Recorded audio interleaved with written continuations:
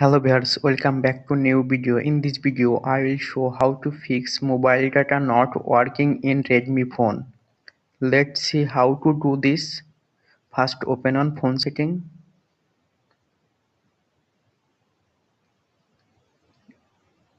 Click on more connectivity options.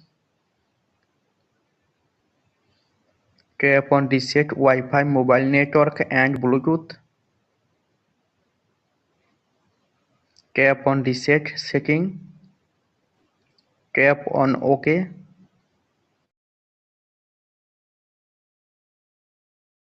Turn on aeroplane mode.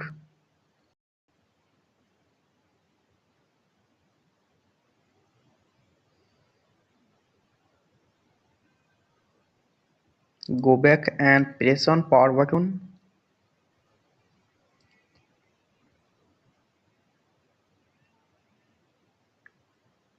Normally reset on your phone.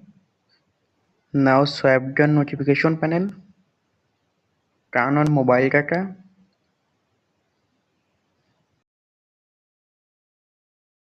Now mobile data working in Redmi phone. Thanks for watching. Don't forget like and subscribe.